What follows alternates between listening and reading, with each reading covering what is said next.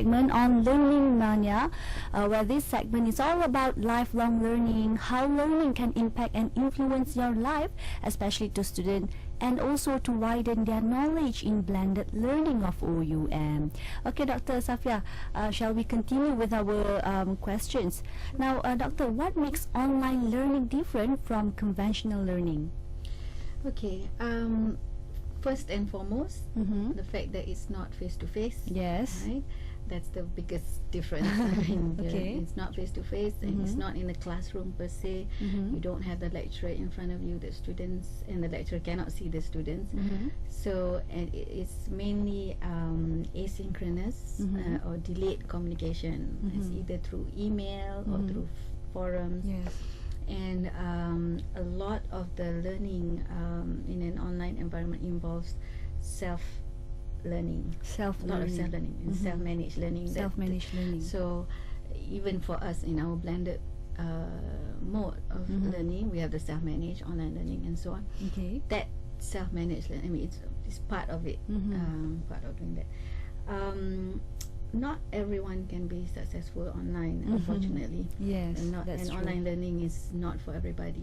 But and especially if their expectations are not met, because some have the I think a lot of people have the misconception that online learning is easy and is a shortcut. And then those coming to OUM, I don't think they really fully understand what it means, having the self-managed learning and the online learning and face-to-face. Actually, the online is more of us providing support to them. Okay. So they need to they themselves need to know how to function online and how to do their manage their online learning.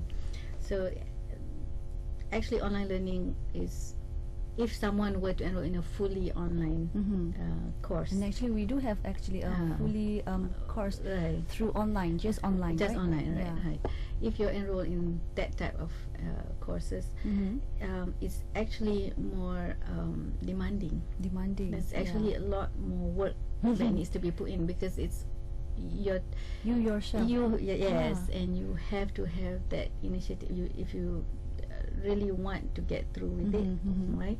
Because otherwise you will feel lost and you feel hanging, like as if nobody's there for you, because you don't have an instructor, you don't have a teacher to go and talk to in class or face to face. And so it's very different. Even for the teachers who are teaching online, it's a challenge. It's a challenge for them, because how do you have to have the skill for in trying to explain things to the students and making sure they understand and what it's you're saying. Different, actually. It's different. In face to face, you can use your facial hand, expressions, hand gestures, gestures, and so on. But online, you can't do that. And at the most, you have those emoticons to use and so on. But you really have to have the patience. And I think for tutors or for online facilitators, it's also a little bit more work, because you can't simply respond. You have to think before you respond in order to make sure that they get it on the other side. Okay, Doctor, there you go. Hope all of you students out there understand what makes online learning different from conventional learning. Let's continue with our questions. Now, how different is our online learning support now compared to our practices in the previous years? Okay. Before or prior to May 2010, it has been the practice that every tutor, every face-to-face tutor would manage the forums, the online forums, or I think we used to call it OLP.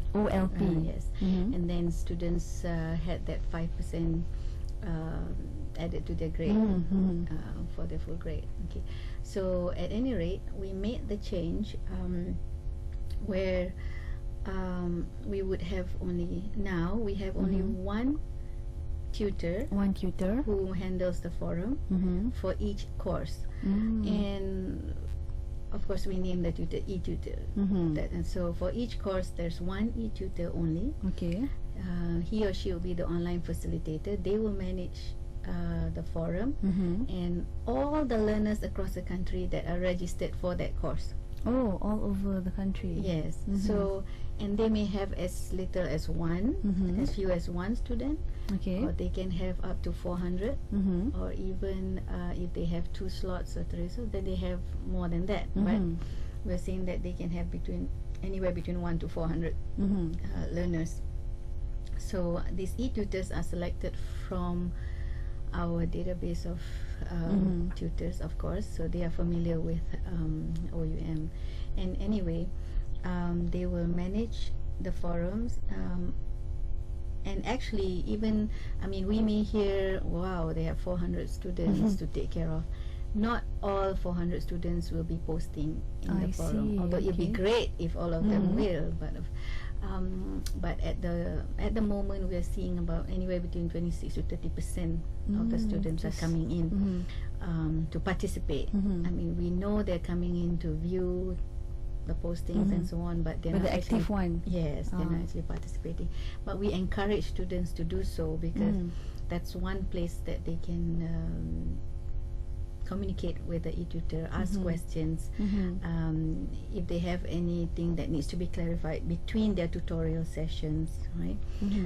Because the purpose is the same, to provide support to the learners, just like they had it before, except now it's not so much an extension. So they're not, it's not the face-to-face tutor that's up there in the forum, and it's someone else. But it should not matter, that shouldn't be a problem, because the e-tutor online is also what we call content expert, so they should be able to help the learners.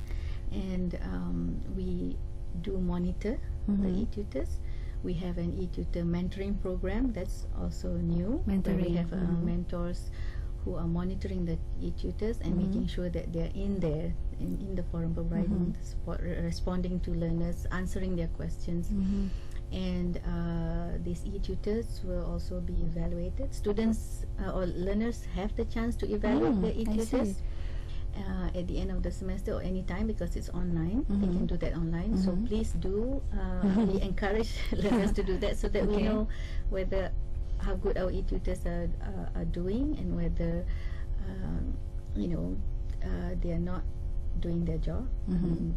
Learners also can file in their complaints, of course, to ECRM. I hope they do that, because we do need feedback from learners.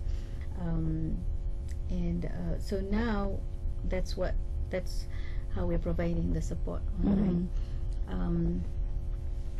And I do encourage, I hope the learners will take advantage of talking to their e-tutors, having the benefit of Okay, the Doctor. support. Right after this, we will talk more about how can the learners and tutors benefit from online learning. Okay, but first, again, let's take a break for a while.